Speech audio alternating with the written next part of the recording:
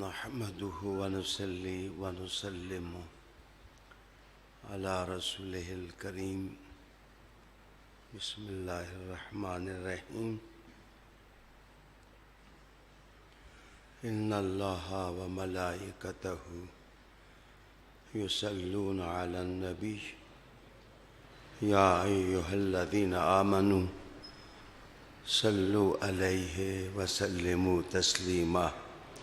اللهم صل وسلم على سيدنا ونبينا ومولانا محمد وعلى آل سيدنا ومولانا محمد وبارك وسلم صل عليه.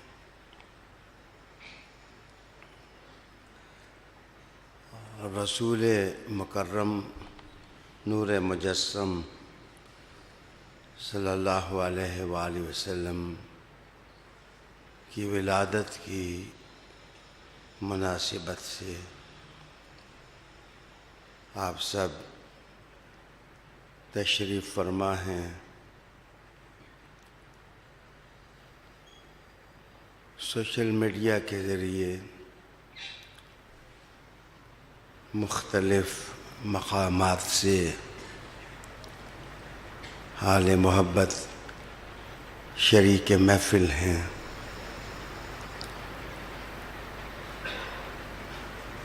ربیع النور کی بہجت بھری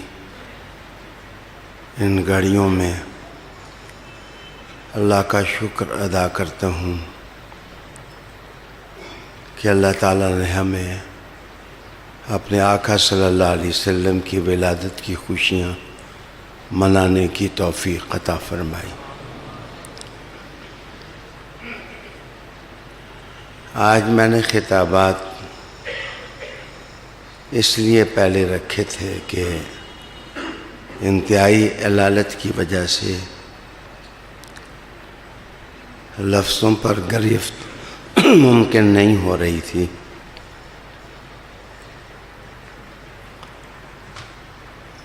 پھر مجھے یہ بھی اعتراف ہے کہ بڑھاپے کی وجہ سے اب صلاحیتیں بھی کم ہو گئی ہیں اور بہت ساری کمیاں ہیں جو بیماری کی وجہ سے زندگی کا حصہ بن گئی. بہرحال آپ اس قدر کثیر تعداد میں تشریف لائے ہیں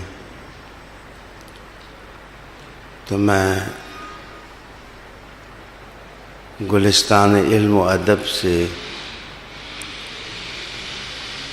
رسالت مآب صلی اللہ علیہ وسلم کی سیرت و صورت پر گل چینی کی کوشش کروں گا اور یہ بھی کوشش ہوگی کہ ربیع الاول شریف کے اس سہانے موقع پر ہم رسول کریم علیہ السلام کی ذات سے، ان کی سیرت سے، اسوہ سے کیا کچھ سیکھ سکتے ہیں اور ہم اپنی تشکیل کردار کی بنیادیں کس طرح مستحکم کر سکتے ہیں. میں اپنی بات ایک حدیث سے شروع کروں گا.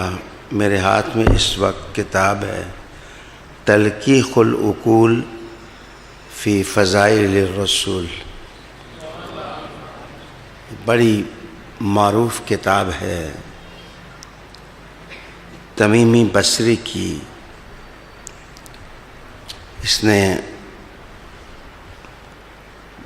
رسالت مآب صلی اللہ علیہ وسلم کے حسائل حمیدہ کے موتی چنے ہیں.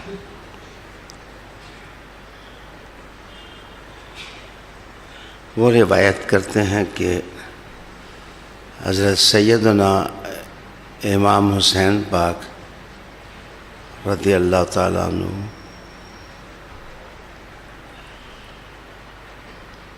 اپنے ہم نشینوں میں بیٹھے تھے، جو لوگ ان کے پاس بیٹھتے تھے، تو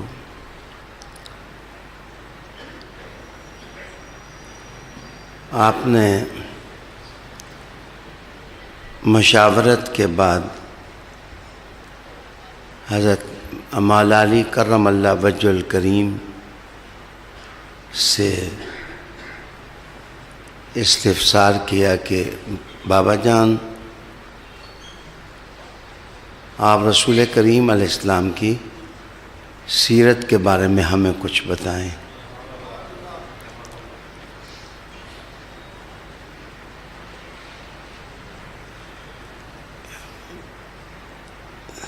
اگر حالات کی مضبوط گروں میں بند نہ ہوتا تو میں ایک عجیب عنوان یہاں چھیڑتا کہ رسالت مآب صلی اللہ علیہ وسلم کی سیرت کے بارے میں جن صحابہ رضی اللہ تعالی عنہم نے روایات بیان کی ہیں، ان میں سے زیادہ جو ہیں وہ اصاغر صحابہ ہیں، اکابر نہیں ہیں۔ مثلاً آپ دیکھیں، مجھے محسوس ہو رہا تھا کہ مفتی لیاقت صاحب نے حدیث جو پڑھی وہ حضرت انس کی روایت پڑھ رہے تھے، اور حضرت انس رضی اللہ تعالیٰ عنہ بھی اصاغر صحابہ سے ہیں۔ صحابی سارے ہی بڑے ہوتے ہیں، لیکن انہوں نے رسول کریم علیہ السلام کی جو خدمت کی ہے وہ انتہائی بچپنے میں کی ہے۔ پھر میں عرض کروں گا کہ حضرت عائشہ صدیقہ رضی اللہ تعالیٰ عنہ نے حضور کی سیرت بیان کی تو ان کی عمر بھی جس وقت صحبت پائی زیادہ نہیں تھی، 48 سال کے قریب تو حضور کے وصال کے بعد آپ دنیا میں رہیں، تو 10 سال کا عرصہ صرف حضور صلی اللہ علیہ وسلم کی معیت میں اللہ نے عطا کیا۔ اسی طرح میں آگے بڑھوں تو 49 صحابہ ہیں رضی اللہ تعالیٰ عنہ جنہوں نے رسول کریم علیہ السلام کی سیرت بیان کی ہے، لکھی ہے۔ عروہ ابن زبیر ہیں، وہ بھی انتہائی کم عمر رکھتے تھے۔ اسی طرح میں آگے بڑھوں اور عرض کروں کہ براء ابن عازب رضی اللہ تعالیٰ عنہ ہیں، وہ بھی اتنی بڑی عمر کے صحابی نہیں تھے جنہیں رسالت مآب صلی اللہ علیہ وسلم کا حسن، صورت اور سیرت بیان کی ہے۔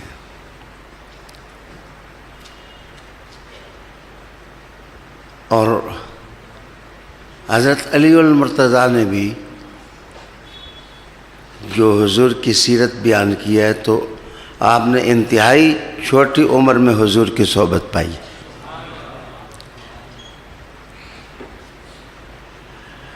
تو کبھی آپ نے غور کیا کہ جو کام اکابر نے نہ کیا اللہ نے وہ اصاغر سے لے لیا؟ اس وقت کے اصاغر جو تھے انہوں نے رسول اللہ علیہ السلام کی صورت اور سیرت بیان کی۔ اس میں بڑے لطیف نکتے ہیں کہ جن اصول حدیث سے بحث کرنے والے محدثین نے یہ کہا ہے کہ اصاغر کی روایات معتبر نہیں، کہیں وہ بھولے سے یہ تو نہیں کہہ بیٹھے کہ سیرت معتبر نہیں۔ اگر آپ علم کے دبستان سے اصاغر کو نکالیں گے تو کتاب سیرت کی آیات پوری نہیں ملیں گی۔ پہلے آپ کو اصاغر کے قدم چومنے پڑیں گے، پھر اکابر کے ہاتھ چومنے پڑیں گے۔ تو حضرت علی المرتضیٰ کرم اللہ وجہ الکریم سے جس وقت امام حسین نے پوچھا کہ بابا جان آپ بتائیں کہ رسالت مآب صلی اللہ علیہ وآلہ وسلم کی سیرت آپ نے کیسے پائی؟ اگر میں متن پڑھوں تو خطاب لمبا ہوگا۔ یہ جواہر پارے ہیں جو سنبھال کے رکھنے کے قابل ہیں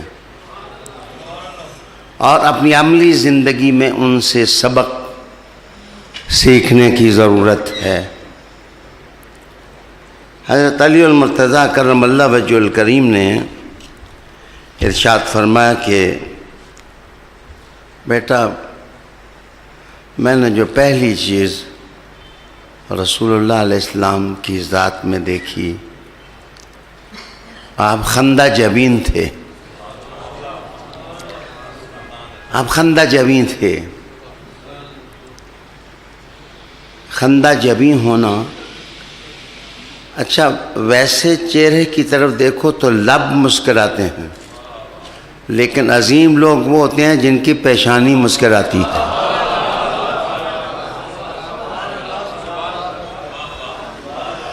لبوں سے بشاشت اور خوشی کا پیغام تو ہر آدمی لے لیتا ہے، لیکن پیشانی سے پیغام خاص خاص لوگ لیتے ہیں۔ رسالت مآب صلی اللہ علیہ وآلہ وسلم نے جو سیرت چھوڑی اس میں شگفتگی ہے، تازگی ہے، خندہ جبینی ہے، بشاشت ہے، طلاقت ہے، کشش ہے، مقناطیسیت ہے، جاذبیت ہے۔ یاد رکھیے، کبھی آپ کسی ایسے آدمی سے دین نہ لیں جو بد شکل ہو۔ بھائی میں نہیں کہتا، حضور نے کہا التمسوا الدین من حسان الوجوہ، من حسان الوجوہ۔ حضور نے فرمایا کہ جس آدمی کے اندر دین جاتا ہے اس کی روح خوش ہوتی ہے دین کو قبول کر کے، تو اس کا دین اس کے چہرے میں آتا ہے اور چہرے میں سے بھی چمک کی کرنیں اس کی پیشانی سے محسوس ہوتی ہیں۔ اسی لیے عبداللہ بن سلام نے جس وقت حضور کو دیکھا تو فوراً کلمہ پڑھ لیا، کہا کہ یہ چہرہ کسی جھوٹے انسان کا نہیں ہو سکتا، یہ چہرہ کسی جھوٹے انسان کا نہیں ہو سکتا ہے۔ اس کا مطلب یہ ہے کہ چہروں کی بھی دو قسمیں اور بھی بڑی قسمیں، لیکن کچھ چہرے جھوٹے انسانوں کے ہوتے ہیں اور کچھ چہرے سچے انسانوں کے ہوتے ہیں۔ کبھی آپ نے غور کیا کہ سورہ منافقون پڑھیں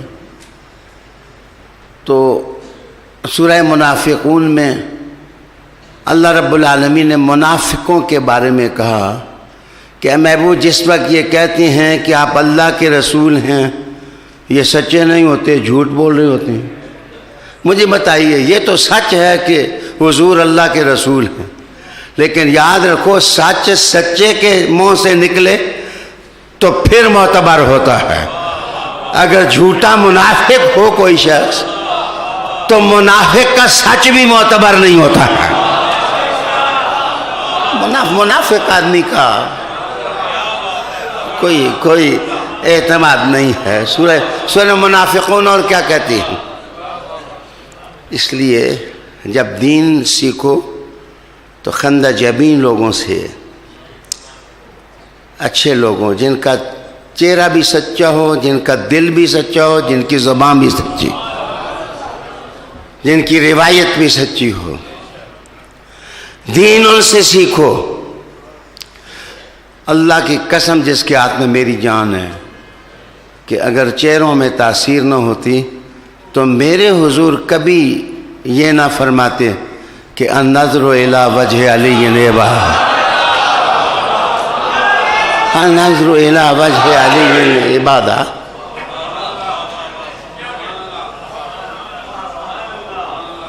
حضرت علی المرتضیٰ کرم اللہ وجہ الکریم نے کہا کہ بیٹے حضور صلی اللہ علیہ وسلم کی پہلی صفت یہ تھی کہ آپ خندہ جبین تھے. انسان کس وقت اپنے چہرے کی لطافت کھو بیٹھتا ہے اعتبار نہیں رہتا.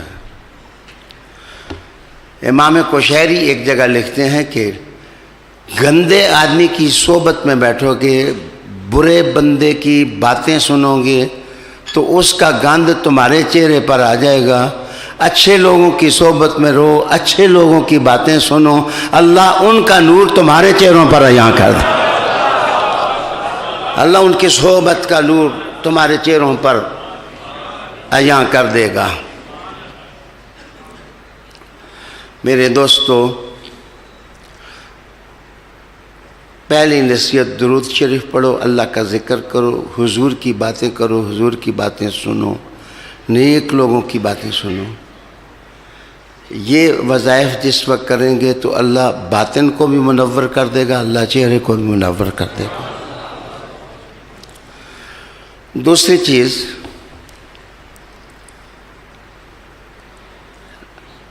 حضرت علی المرتضیٰ کرم اللہ وجہ الکریم نے کہا کہ حضور صلی اللہ علیہ وسلم نرم خو تھے. حضور صلی اللہ علیہ وسلم نرم خو تھے. ان کی طبیعت میں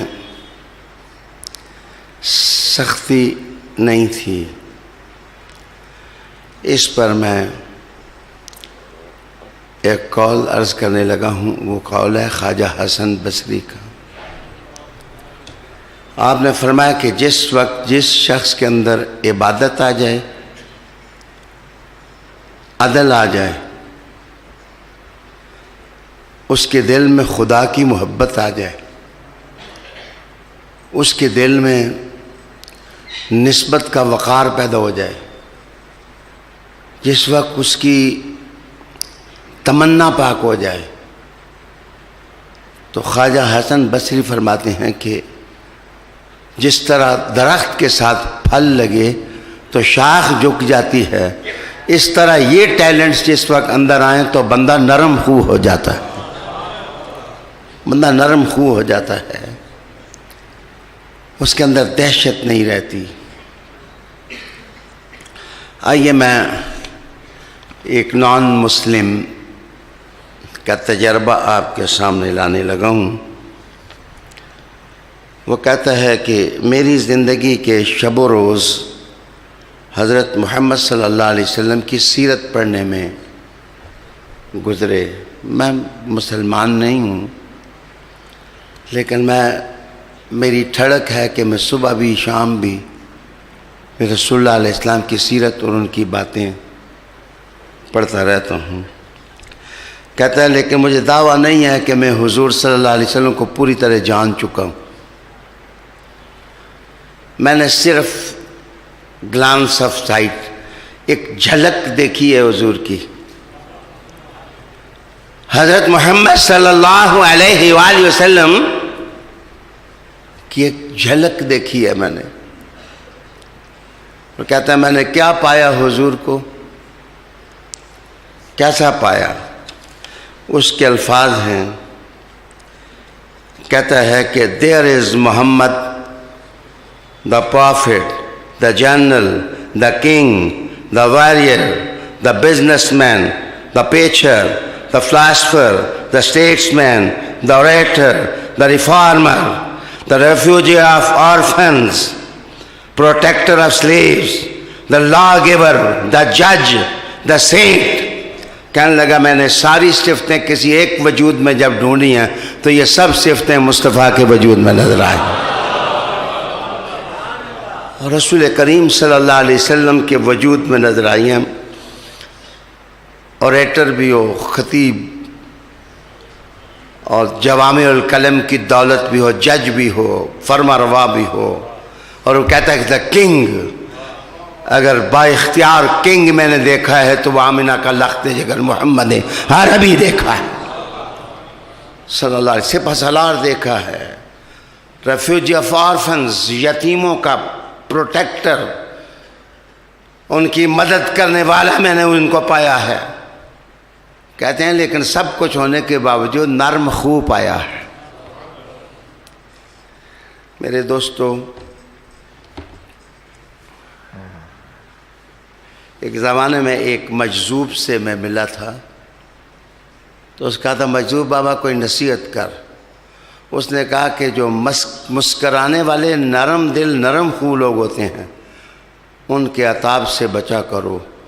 وہ اگر نظر سخت کر کے آسمان کو دیکھ لیں تو تمہارا ککھ بھی نہیں چھوڑیں گے. رسالت مآب صلی اللہ علیہ وسلم خندہ جبیں, رسول کریم علیہ السلام نرم خو. اور پھر آپ صلی اللہ علیہ وسلم کے بارے میں حضرت علی فرماتے ہیں حضور صلی اللہ علیہ وسلم کی سیرت میں نے یہ پایا کہ آپ تنگ دل نہیں تھے, سوڑی طبیعت, سوڑی. لا الہ الا مولوی سوڑا ہو, اللہ ہی پناہ, اللہ ہی پناہ دے. پیر سوڑا ہو تو بادشاہوں کا تو میں کہتا نہیں ہوتے ہی سوڑے, اللہ نے ان کا مقدر ہی سوڑا ہونا بنایا ہوا ہے. آپ کہتے تھے میں نے رسالت مآب صلی اللہ علیہ وسلم کو طبیعت کے اعتبار سے دیکھا, قریب سے بھی اور دور سے بھی. حضور کی ذات میں تنگی نہیں تھی. تنگی کیسے ہوتی؟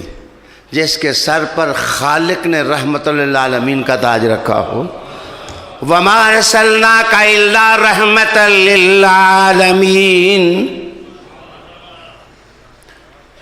بھئی یہ I'm not singing a poetry before you. میں کوئی شعر تو نہیں سنا رہا, میں اللہ کا کلام کا حوالہ دے رہا ہوں. اللہ کہتا ہے کہ جتنے جہان ہیں آسمان سے لے کر زمین تک ان سب کے لیے رب میں ہوں, رحمت مصطفیٰ ہے.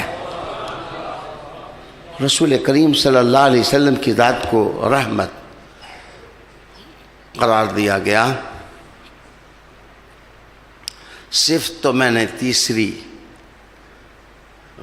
بیان کی. پھر یہاں اسی لفظ کی تشریح میں ڈاکٹر اسد جنہوں نے روڈ ٹو مکہ لکھی, وہ ایک جگہ لکھتے ہیں کہ رسالت مآب صلی اللہ علیہ وسلم کو اللہ نے یہ نور دیا تھا کہ آپ بدترین دشمن کو بھی اپنا بنا لیتے تھے. آپ بدترین دشمنوں کو اپنا بنا کر مقاصد عالیہ کے لیے رسول کریم صلی اللہ علیہ وسلم سے کام لیتے. آئیے اب میں سیرت کے سمندر میں اتروں. حضور صلی اللہ علیہ وسلم کی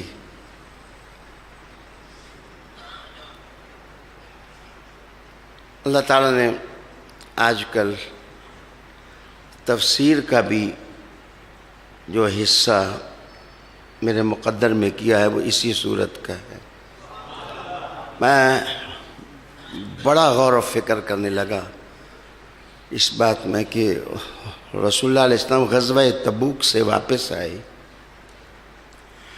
حضور کی ذات غزوہ تبوک سے واپس آئے تو 9 ہجری میں بے تابیاں جب بڑھ گئیں تو لوگ حج کرنے کے لیے حرم کی طرف گئے،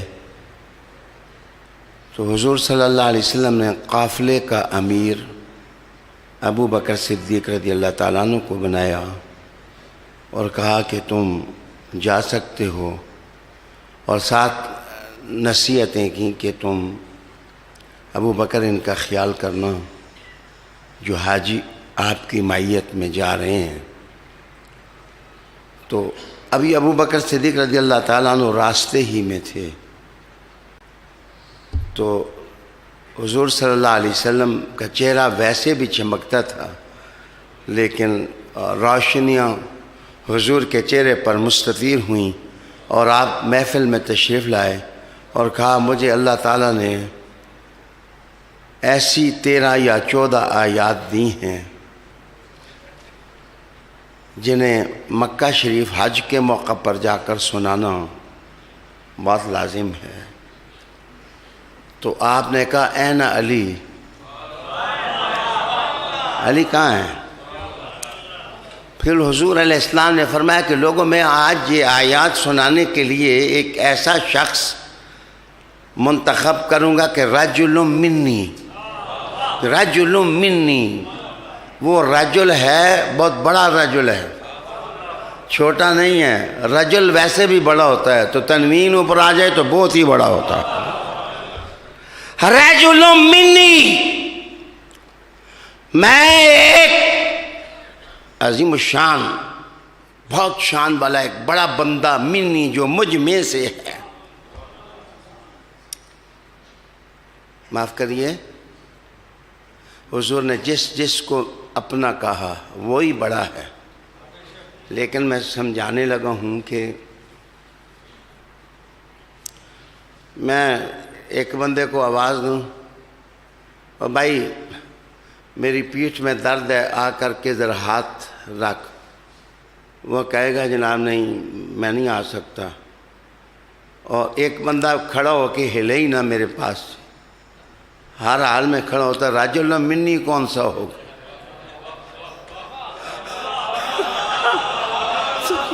یہ رجل منی کون سا ہوگا؟ وہ بندہ جو روٹی کے ٹائم کہے مجھے کھانا کھانے دیں، پانی کے وقت کہ مجھے پانی پینے دیں، اور اس کو کہیں کہ وہ مجھ میں سے ہے، لیکن جو اصل مجھ میں سے ہے، جو ہر جگہ جنگ میں وہ ہو، لڑائی میں وہ ہو، علم میں وہ ہو، راتوں کو وہ ہو، دنوں کو وہ ہو، سرما میں وہ ہو، گرما میں وہ ہو، اور تیر آئیں تو وہ ہو، تلواریں آئیں تو وہ ہو، گھوڑے ہوں تو وہ ہو، اولاد سجے تو اس کی سجے، کربلا مچائیں تو وہ مچائیں، تو بتاؤ رجل منی کون ہوگا؟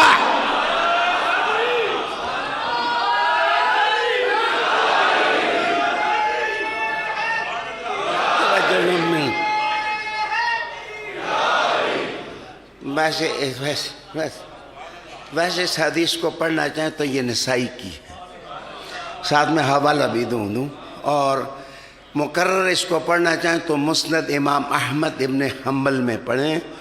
حضور صلی اللہ علیہ وسلم نے فرمایا کہ آج یہ آیات سنانے کے لیے میں اس شخص کو بھیجوں گا جو رجل منی، جو مجھ میں سے ہے۔ پھر حضور نے دائیں بائیں دیکھا تو رحمت عالم نے سوچا کہ شاید کوئی بندہ اس لفظ کو نہ سمجھ سکے، ذرا کھولوں۔ آپ نے فرمایا میں اپنی آل بیت میں سے اس کو بھیجوں گا جس سے میں ہوں اور وہ مجھ سے ہے۔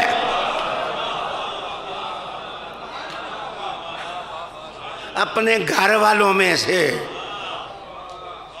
حضور سمجھ رہے تھے کہ کچھ گھر والے نہیں ہوں گے تو آل میں وہ بھی گھس جائیں گے، اس لیے حضور نے اہل البیت کہا کہ وہ میرے گھر والوں میں سے ہوگا، میرے گھر والوں میں سے ہوگا،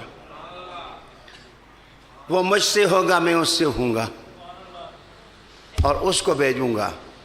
حضرت علی المرتضیٰ نے کرم اللہ وجہ الکریم نے کہا یا رسول اللہ صلی اللہ علیہ وسلم اپنی اونٹنی پر بیٹھوں یا آپ عنایت فرمائیں گے؟ کہا میری اونٹنی لے لو، اس پر بیٹھو اور تیزی سے جاؤ۔ راستے میں جس وقت یہ حضرت ابو بکر صدیق رضی اللہ تعالیٰ عنہ کے پاس پہنچے تو صدیق اکبر رضی اللہ تعالیٰ عنہ دائیں بائیں دیکھا، نماز پڑھانے کے بعد پوچھا مجھے حضور کی اونٹنی کی آواز آ رہی ہے، ذرا دائیں بائیں دیکھو، رسالت محمد صلی اللہ علیہ وسلم کی ناقہ اور اونٹنی جس طرح وہ بولتی ہے وہ آواز میرے مشام میں اتر رہی ہے۔ تو دیکھا کہ اونٹنی سے حضرت علی المرتضیٰ کرم اللہ وجہ الکریم اترے تو ابو بکر صدیق نے پہلے کہا کہ امیر و مامور، آپ امیر بن کے آئے ہیں یا محتاط بن کے آئے ہیں؟ تو حضرت علی المرتضیٰ نے کہا کہ امیر آپ ہیں، امیر آپ ہیں، میں مامور ہوں، لیکن یہ آیات اتنی ہیں، حضور علیہ السلام نے کہا کہ جس وقت سارے لوگ اکٹھے ہو جائیں حج کے موقع پر تو علی تو نے یہ آیات اٹھ کے سنانی ہے، کسی اور نے نہیں سنانی ہے۔ تفسیر میں نے الحمدللہ یہ سوال پیدا کیا کہ علی ہی کیوں؟ سورہ توبہ کی تفسیر لکھتے ہوئے مفسرین یہاں سے جلدی جلدی ٹپ ٹپ ٹپ ٹانگے کی طرح گزر جاتے ہیں، بتاتے نہیں ہیں کہ علی ہی کیوں۔ وجہ آئیے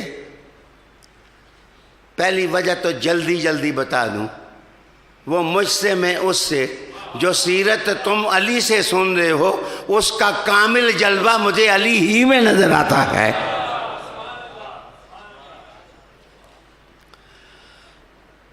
آئیے میں نے اس کی 10 وجوہات لکھی کہ علی ہی اس لیے، کوئی اور کیوں نہ ہو۔ اللہ اکبر، یاد رکھو وہ سونے ہو مفتی لیاقت بہت سونی تقریر کی آج، اللہ، اور علامہ بشیر قادری صاحب، اصل میں شوگر میری جو ہے وہ 450 تھی تو میں نیچے اتر نہیں پا رہا تھا، تو اللہ آپ کو اور صلاحیتیں عطا کرے۔ اچھا، میں حافظ محمد قاسم کو کہوں کہ لاؤڈ سپیکر چلا گیا ہے فرض مال، تو ذرا جناب کوئی کسی بندے کو کہے کہ اٹھ کے ذرا مجمع میں اعلان کرے۔ تو میرے دوستو، ایک ایسا بچہ وہ نکال لے جس کی آواز اس کی اماں کو بھی نہیں آتی، کہے کہ ذرا اعلان کر، وہ سونے اعلان اس کو نہیں کہا جاتا جس کی آواز ہی کہیں نہ جائے، اعلان کرنے کے لیے اس کو کہا جاتا ہے جو مشرق سے بولے مغرب میں آواز نہ جائے۔ لاکھوں کے حساب سے، لاکھوں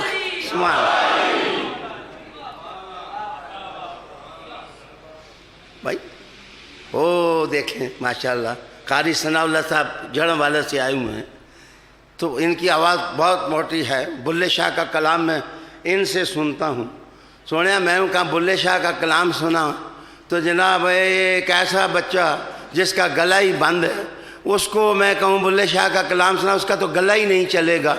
تو چلنا جناب کا اس کو جاتا ہے جو رات کو بھی چلے، جو دن کو بھی چلے، جو خزاں میں بھی چلے، جو سرما میں بھی چلے، لڑائی میں بھی چلے، محبت میں بھی چلے، پاس سونے کے لیے بھی چلے، قرآن پڑھنے کے لیے بھی چلے، اور حق کا علم بلند کرنے کے لیے بھی چلے۔ It was the first reason. یہ پہلا ریزن تھا کہ حضور علیہ السلام نے کہا علی جاؤ، ابو بکر صدیق پر میری جان قربان۔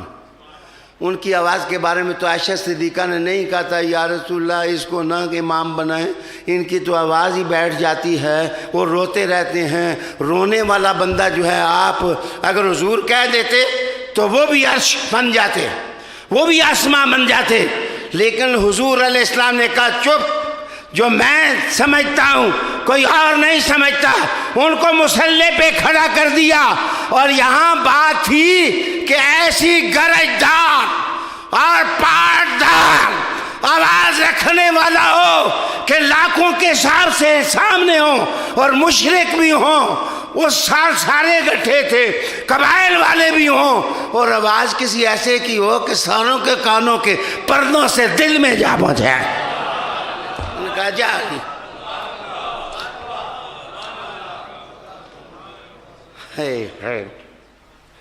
حضرت ابو ہریرہ، اس حدیث کو آپ پڑھنا چاہیں تو یہ بھی ابن کثیر نے نقل کی، حوالہ دینا میرا کام ہے، الحمدللہ پڑھنا آپ کا کام ہے۔ حضرت ابو ہریرہ رضی اللہ تعالیٰ کہتے ہیں شکر الحمدللہ اس سفر میں علی کے ساتھ میں بھی تھا، اور کہتے ہیں کہ علی اعلان کر کر کر کر کے اعلان، ادھر اعلان ادھر اعلان، جدھر جم کٹا دیکھتے ادھر ہی اعلان، ہوئے مشرکو معاہدے سارے مصطفیٰ نے توڑ دیں، اب معاہدے ختم، وہ سونے اب معاہدے ختم۔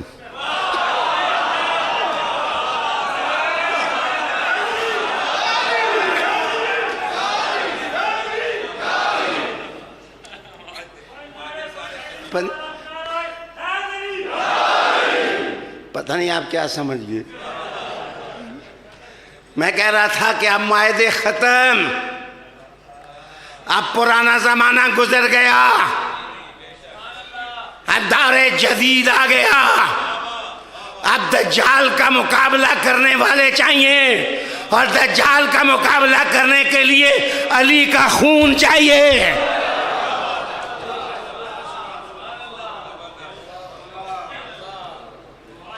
مرضی ہے جدھر جاؤ، ہماری مرضی پر چھوڑو، ہم جدھر جائیں اللہ کی قسم امام مہدی کی طرف جائیں گے۔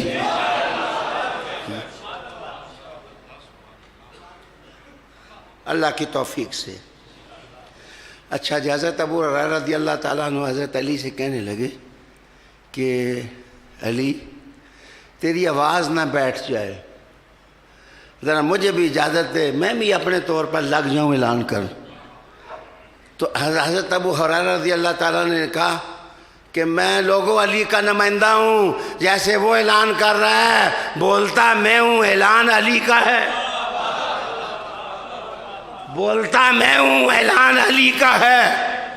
وہ سونے معنی یہ ہے کہ بولے ابو ہریرہ اعلان علی کا ہو، اعلان علی کریں، اعلان مصطفیٰ کا ہو، مولا مصطفیٰ ہوں تو علی مولا بن جائے، علی کو جو مولا بن جائے وہ قیامت تک مسلمانوں کا مولا بن جائے۔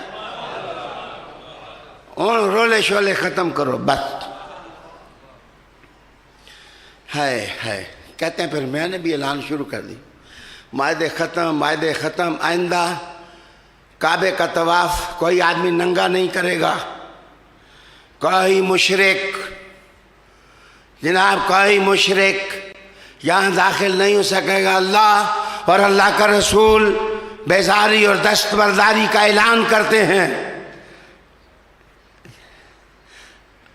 اعلان اللہ رسول نے کیا، ہم بیزار ہیں، تو بولے علی، اس کا مطلب ہے کبھی کبھی بات مصطفیٰ کی ہے، بولتا علی ہے۔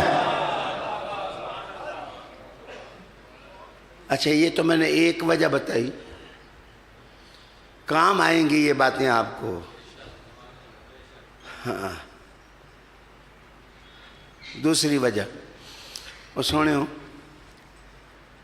خیابان کے کسی آدمی سے میں نے معاہدہ کر کے توڑنا ہو، معاہدہ توڑنا ہو، معاہدہ میرا ہو، میں نے توڑنا ہو، تو دوستو معاہدہ توڑنے کے لیے میں اگر علامہ وسیم صاحب کو بھیجوں گا کہ وسیم صاحب جاؤ اعلان کرو کہ شاہ معاہدہ توڑ دیتا ہے، لوگ کہیں گے تہاڈا رشتہ کی ہے مصطفیٰ نال، تسی جی معاہدے توڑ رہے ہو تو تہاڈا رشتہ کیا ہے شاہ صاحب کے ساتھ۔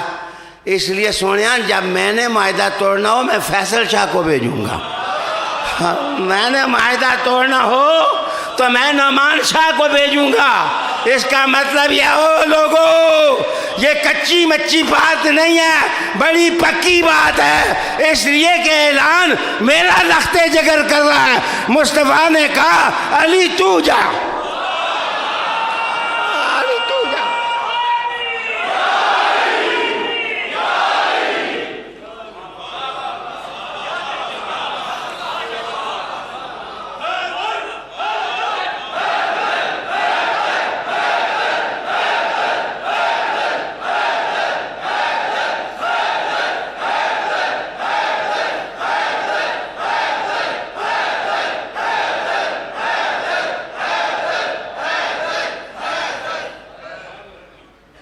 ابھی تو میں نے سیرت کا تیسرا نقطہ نہیں بتایا، ابھی تو میں دوسرے پر کھڑا ہوں۔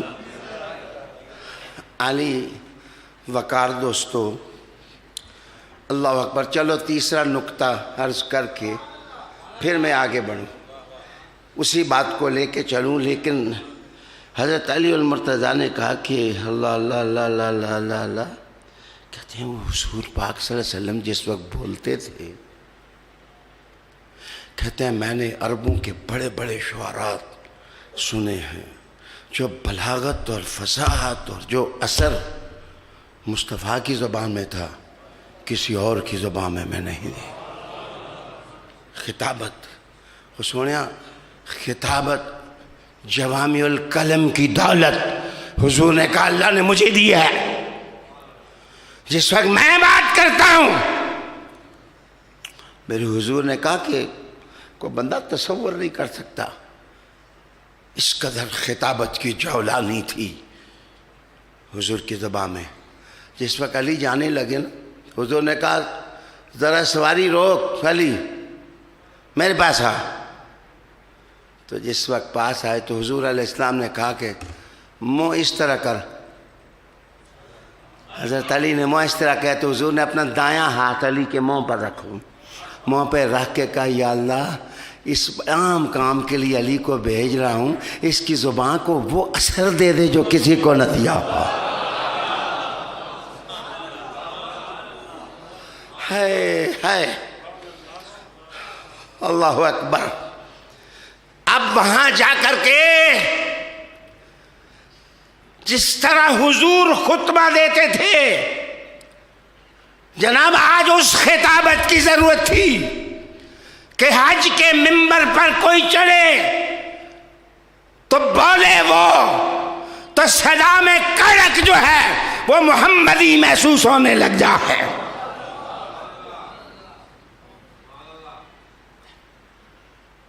اللہ اکبر۔ علی وقار دوستو،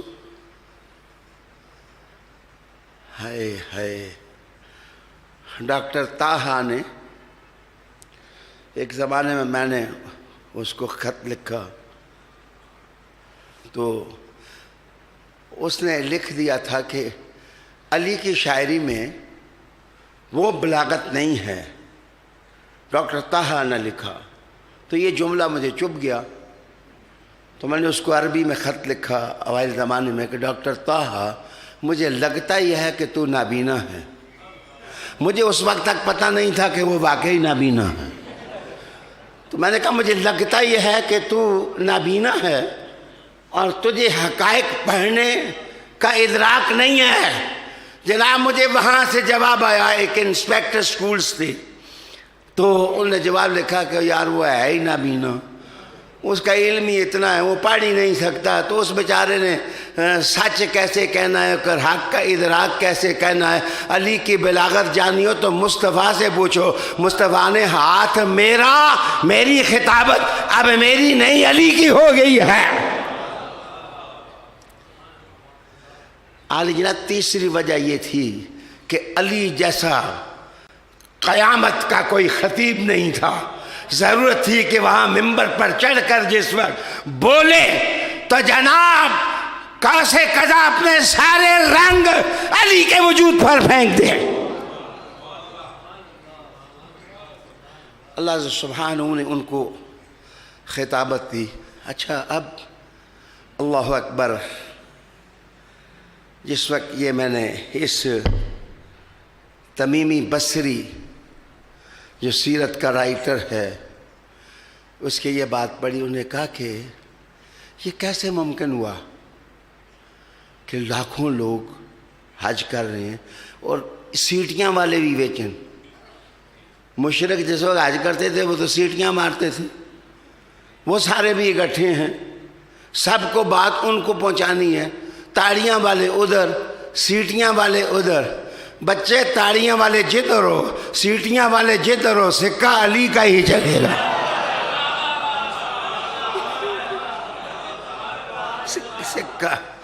سکہ علی کا چلے گا. بحمدہ تعالی میرے دوست تو سارے اکٹھے ہوں تو اتنی مخلوق کو یقین جانے مجھے پرابلم ہو جائے اگر اتنی تعداد میں آپ لوگ تشریف فرمائیں، اللہ آپ کو جزا دے.